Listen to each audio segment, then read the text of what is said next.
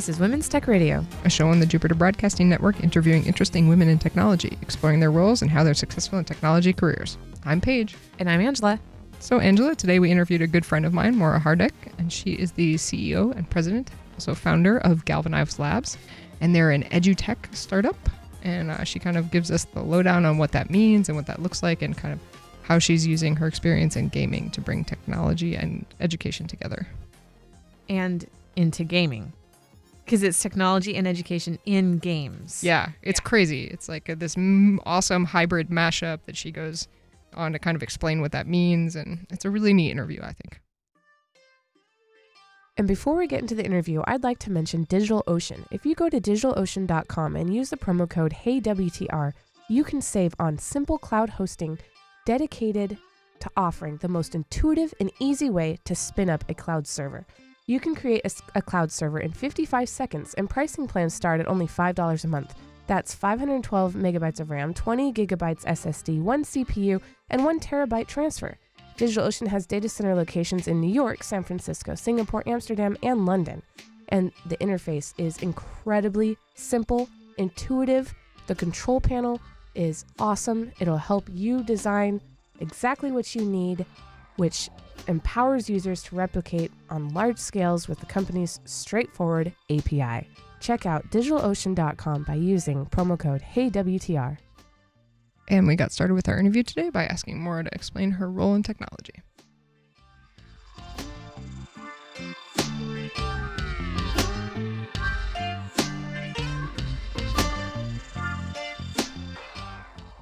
I'm the president and CEO of Galvanize Labs, and we are a hybrid tech company at the moment. And what we're working on is edtech, so educational gaming and technology education. And my role is a little bit of everything. So in startups and small companies, it's kind of everything from the business side to the tech side, the design side. I get to do a little bit of everything, which is probably really good for me. So keeps me excited, keeps me interested, and it's certainly never boring. So kind of broad, but also really exciting. What is a hybrid technology company?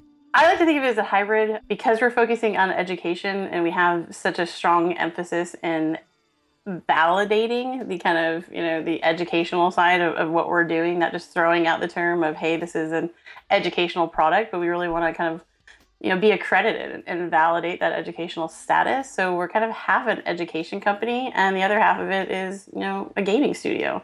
A lot of, everything we do within the game is all in-house. Nothing is third party. Nothing is purchased. We do everything inside. So everything from soundtracks to all the digital assets to the game design to the voices is all in-house. So that's where I kind of feel the hybrid is, this great educational emphasis and then this fun game studio. Has it been a challenge to kind of combine those two worlds? You don't typically think of education and gaming at all. It has been really interesting because I just don't think it's been done in this way before, because you really do have these two totally separate, industries of gaming, which is, so much more classically identified as entertainment, right? Think of, game releases now are almost like, movie release weekends and, billion-dollar release weekends. And it's entertainment, and it's really, what it does so well. Education is obviously, kind of almost the flip side of that. Not to say that education isn't fascinating, but you certainly don't see, a billion-dollar, education weekend.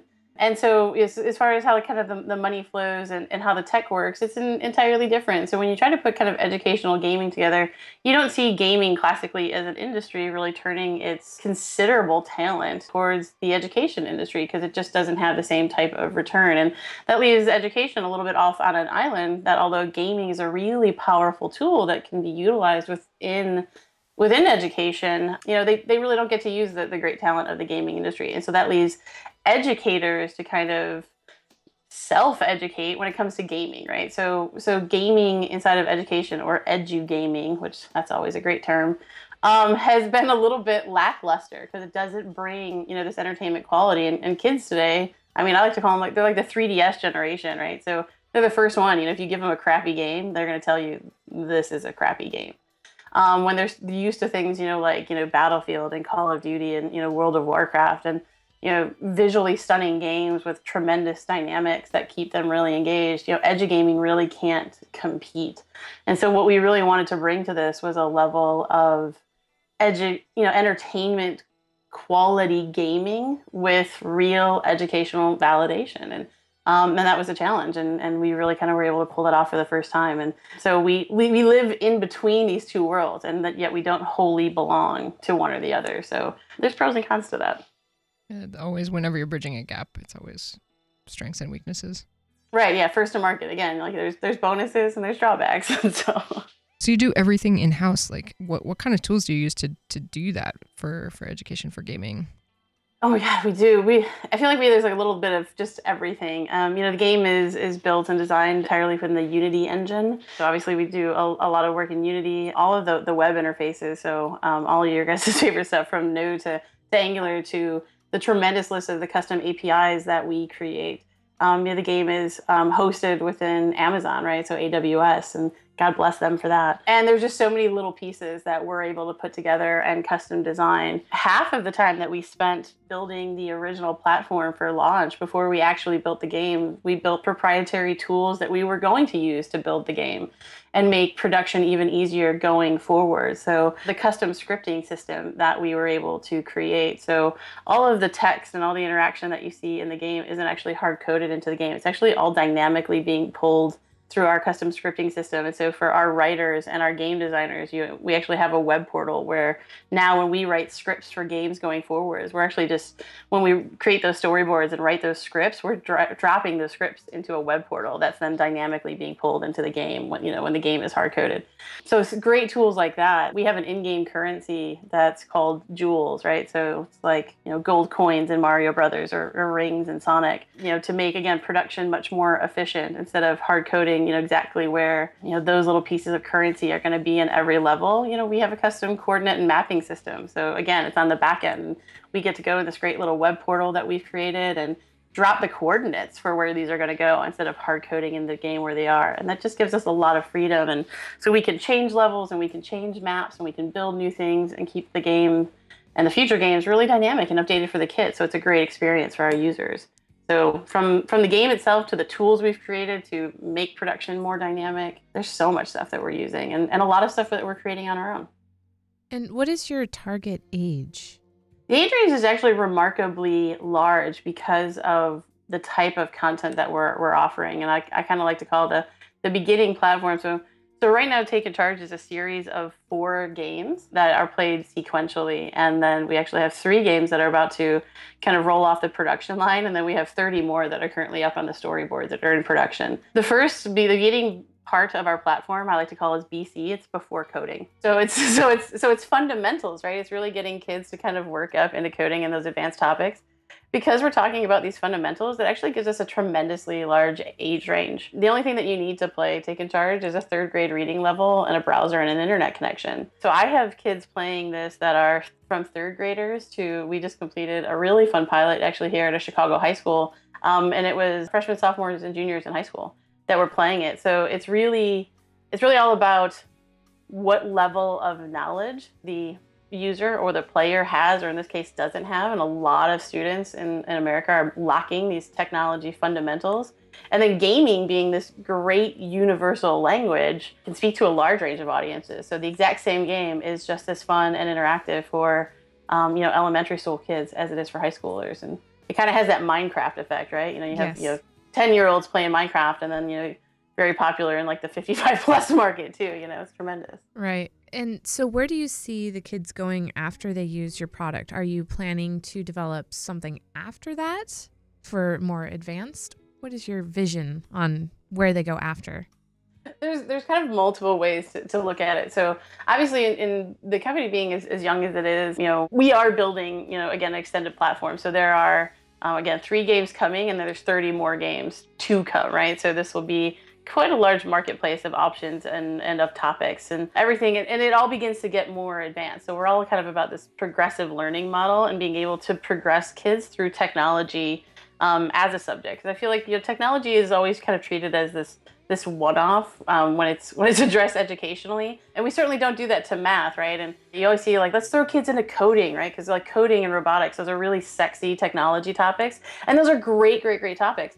But when we teach kids math in school, when they have no background in math, you know, we don't start them in long division, right? We go back and we start with addition and subtraction, right? And multiplication, and then we move them forward, right? We make sure that they grasp these topics so that, you know, they don't get frustrated with, they walk away. When we teach kids technology, like we're throwing them to coding, and there's this huge assumption that they have this underlying knowledge when, you know, I've got the benefit of working with kids hands-on for the last decades, and like, you know, 90% of the kids that we worked with don't know where a file goes when you download it through a browser. But we're like, let's go to coding. So we really want to do is, you know, build this progressive model, have them move forward. So yeah, our platform will move into things like coding. It doesn't move into things like, you know, 3D modeling and different stuff like that. And so yeah, there are those options. We partner with a lot of youth development organizations that offer, again, more advanced programs. And we're also kind of working with now other types of technical training sites that are a little bit more adult driven, that if you can get this really solid kind of baseline in your younger years, then, you know, why couldn't you go into, think of what's out there in tech ed for adults and things like, you know, Lynda and Pluralsight and all those great educational sites that you can continue your own education online. So there's so many places to go after this once you establish this great baseline. So we're working in a lot of different arenas to see where you can go. So have you always been involved in gaming? Like, did you start out as a game developer or anything like that? No, certainly not. I mean, I've always had an interest in game dynamics, and I've always applied them in a lot of the work that I've done. And game design as pure game design, you know, was something that kind of came later, and really kind of came in the second half of my career in the decade that I spent at Best Buy. And you know, when it really became, you know, it really came for me when I really was able to recognize what a powerful tool gaming was going to be, and it could be in that educational realm. And I just had a particular passion point around teaching, and particularly in the youth market, and gaming just seemed to be at the center of that for me. And admittedly, I think kind of like every other, you know, any other entrepreneur, I just looked at gaming and what it could be, and was irked that my point of view was, we're not doing it right, and I wanted to do something different with it. So, you know, I had to get involved, and so gaming came much later for me. So you've been a lifelong gamer yourself, though. What are some of your favorites? I can always go all the way back to like my Apple IIe when I was younger. So I totally just dated myself and gave away how old I am. So that's fine. I still play like a mod of Number Munchers from when like I was a kid, because that's all we had when we were in school.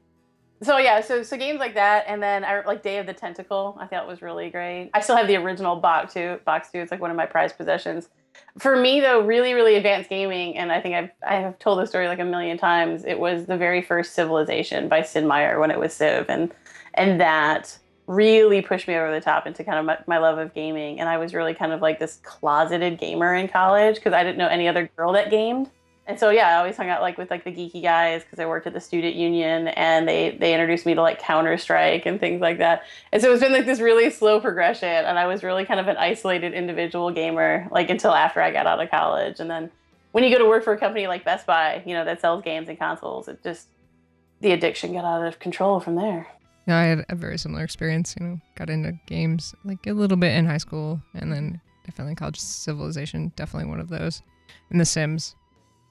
Oh, yeah. I never did do Sims. I had to actually I had a, you know, burned copy back in the day of The Sims, and my freshman year, I had to take it out of my drive during finals week and literally break it in half so that I would pass my finals and stop playing The Sims. Oh my gosh. Yeah. Oh yeah, see? I think it still is. I believe it is still like the #1 game for women. I believe it is still sitting up there as the #1 game for women. Yeah, I'm pretty sure. I got into Minecraft in 2011, I think, and I really like it. Now I'm playing it with my son, and that's really fun. But I did Battlefield 1942 and some of the other first-person shooters, and it was my husband and me and his friends, no other women. Yeah. But it was great. It's one of my geek cards of shame that I'm epically bad at first-person shooters. Oh, I am epically good. Really? They call me Hidden Angers. Oh man, that's awesome. Yes, I'm a sniper. Yeah. Very nice. I am epically mediocre. Well, we Awesome. run the gamut now. Yeah. Yeah, it's like All yeah, three it's of like, us. Yeah. Yeah. It's like I can at least hold my own and not be at like the bottom of it. But if I go to talk trash, then I totally get rocked, and so then I'm just kind of somewhere, yeah, in the middle. And then then it's sim games though that then just dominated me. So like SimCity, that was the one that I had to like get rid of because I was gonna never have a social life again with SimCity. And then I was one of those that was so depressed when SimCity came out, with EA last year, and it was so bad. But now, thank you, Skylines is amazing. And if you haven't played that yet, do it. And I'm afraid it's going to, very, very negatively impact Galvanize right now. In the same way that I've avoided Pinterest, I avoided Sims because I would get consumed. Yeah. Like, I've chosen not to do that intentionally. Don't avoid Pinterest. It's so good. No, you know what? I use Instructables. And it's like way better because they actually like show how to do it right there. You don't have to click on somebody's blog so they can get ad revenue or wonder just because they didn't put any link on how to do things. And Instructables is way better. But, I tried to get into console games like Donkey Kong I really liked, on Super Nintendo. But Poker Smash on Xbox is amazing. I'll have to look at that. Like poker, this card game. Yes. And it's like Tetris, but with poker. And so like you match poker hands to clear lines and it's really cool. And you go up levels and there's different music. I just love it. Anyway. This is it. This is gaming is just universal. And this is why it's just so powerful as a tool. This is why. Yep. I'm a competitive Tetris junkie. Ah. I like it. A lot of people are like, I'm really good at Tetris. I'm like, you don't understand. Competitive Tetris is different. You like send lines to each other and stuff. Do you have the Tetris lamp from ThinkGeek? No, but I should. Yeah. Clearly. I can't find the power brick. The straight. It's the straight brick. I can't find it, but I have all the other ones. I bet you anything it doesn't exist because like in the game it's never there when you need it. So. Right? Yeah. Yeah. Real life Tetris in my house with that lamp. So ThinkGeek didn't actually ever create one just to give you the same level of frustration that the game does. No, I did. I did have it. I have 3 kids and one of them took off with it somewhere and it is somewhere else in the house. Your kid's also functioning completely the way the game Tetris does. Yes. That's fantastic. Somebody has made off with my line piece. Where is it? Yep. So awesome. So you're the CEO of your own company now. Yep. And having done that and having been in the gaming space as a woman, have you been able to find other women to work with in your company? Other women gamers? Like, how is that working? I mean, I will definitely say. I mean, there's women at Galvanize. I won't overplay that. Is that I went out and went on some big search for women and everything. Because quite honestly, my team and I have been together for a long time, and we've worked together at previous companies. So sadly, that wasn't like this big kind of recruiting coup. And I haven't expanded the company incredibly. We've stayed in a very, very lean model as we've gone on to do this. Like kind of going the Reddit way and staying real lean. So I haven't done a lot of that. But from a networking standpoint, yeah, it's hard. I don't come across a ton of other female startups in this genre, certainly not kind of in gaming and like not locally. I think I mentioned I was on like a Skype call last week, and that happened to be a female game designer, and she was up in Canada. But the two worlds were completely different, and so being in on the business side here, right, and we're monetizing the game, this, that, and the other. Theirs was more kind of social game and kind of grant based and that kind of stuff. So those were two little bit different worlds that we lived in. So gaming is still, obviously very, very male dominated. I still get, bathrooms to myself at, PAX and, GDC. It's, and you guys know how that goes. So I don't come across a lot of that. And then what has been, I think, a little bit different for me is because of how we started the company, the fact that it was kind of bootstrap and angel funded. And I didn't do things like Y Combinator or STEM Connector or kind of any of those incubators to kind of get this started. And I went a different path, and then we moved right into a revenue model. I was networked, a little bit differently. So I didn't have access to a ton of that stuff. So yeah, it has been a little bit isolating, and that's been not the greatest feeling in the world. So if other women are kind of out there with a big idea and kind of some cojones to make it happen, like what I think it's always sad to me that there aren't more women out taking risks. Like, what would you say to someone who's got an idea and, you know, wants to try to be an entrepreneur? I mean, take the risk. I really just, you know, I don't see, you know, why not? And I don't see any difference in a woman taking the risk than, you know, a man taking the risk and the startups that they have. And, you know, and quite honestly, and my favorite kind of part of it is always, you know, strength in numbers, and that, you know, I don't think it should be, you know, one or two female entrepreneurs at the time. I think, you know, we should be doing this in big groups and big numbers. And are there special challenges for us? I think, yeah, that certainly can be the case. But I also think women have a really very particular point of view, and I think it's very powerful. The way that women look differently at how to solve problems, and I think in the world and the way the marketplace today, I think the woman's point of view is very, very powerful, and I'd love to see that out there.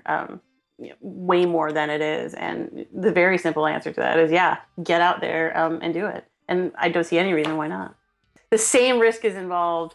It's scary. And I think, you know, I think my dad says it best. It kind of feels like you're trying to, you know, thread a needle, like, you know, while jumping out of an airplane. And it feels like that for everybody, no matter what gender you are. The diverse thinking is so important. And we had an interview with Tara Wheeler Van Vlack, and she's a CEO of Freshment, and, you know, has done a lot of work in the tech space as a woman entrepreneur. And she's like, you know, it's not even just women. It's just like getting a group together that doesn't all think the same way. You know, you can have a diverse group of, you know, all different colors of the rainbow, all different genders, all different sexualities, and put them in the room. And if they're all Harvard grads, you know, they still all think the same. You know, diverse thinking is more than just gender, but gender is a huge piece of that. Mm-hmm. Agreed. I'm a very, very big advocate of that. And I think you see it all the time, and I am, you know, a member of different, you know, women's group, and I can't help but see it in a lot of different, you know, scenarios that I'm put in, and these very stark differences. And I think that point of view is so powerful, and I really want to see that voice and that point of view, you know, come to the forefront a lot more. If there's one piece of advice you could give someone who's about to get started, what would you say? I think this is the one I give every time I hear this one, and it's so true. It's just, don't do it alone. I think there are a lot of people out there that think that when you do this, and the startup culture is, it's kind of either one or two things. Either you already have to be incredibly well networked, and if I'm not, then I can't do this, and that's not true. And the other side of it is you know, I have to have all the answers, right? And I can't do this if I don't have all the answers. And there's this kind of misconception of, I'm doing this alone. You're not. You're never, you know, you're never actually really doing it alone. And don't try to do it alone. You don't have to have all the answers. Don't try to kind of be the Lone Ranger on this. And it's okay to ask for help, and it's okay to bring other people in, and it's better to do it that way. And it is scary, but it's not scary for the reasons that you think it's scary. You know, scary comes later, but don't do it alone.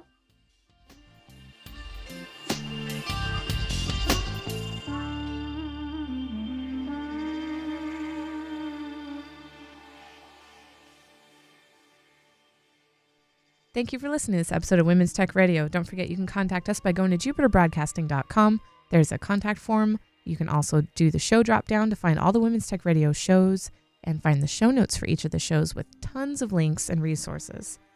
You can also check us out on iTunes, where you can subscribe to the podcast, or if you'd rather use the RSS feed, that's available on the Jupiter Broadcasting site. You can also follow us on Twitter at HeyWTR, or you can check out our Tumblr that has all of the transcripts of the past shows at heywtr.tumblr.com. And if you have a minute, shoot us an email, leave us some feedback. WTR@jupiterbroadcasting.com.